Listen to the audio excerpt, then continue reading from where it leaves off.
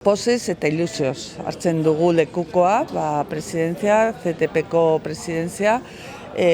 Pentsatzen dugulako erronka asko ditugulako, zazpi eskualde hauetan, eta gu presidentziaren bidez lideratu behar dugula erronka eta desafio horiek, ez?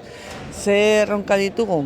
Alde batetik orain kuestionatzen ari da Europan regionen papera, eta gu ezin dugu onartu, pentsatzen dugulako eskualdeak garrantzia handia ditugu, azkenean gure gizartearen oso hurbile gaude, eta pentsatzen dugula gure papera azpimarratu behar dugu, eta hor diruaren eta marko finanzioaren batean bultzatu behar dugu gure papera ere.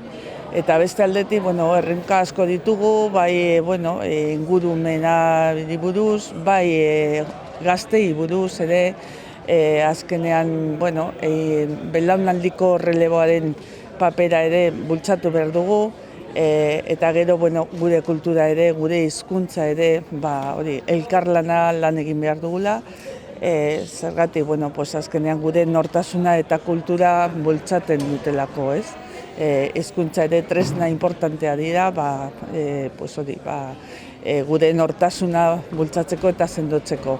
Orduan, esan dudan bezala, gu elkarlana, auzolanaren lana bultzatuko dugu, eta gu printzipioz pozik eta harro sentitzen gara orain presidentziaren lekukoa hartzeagatik.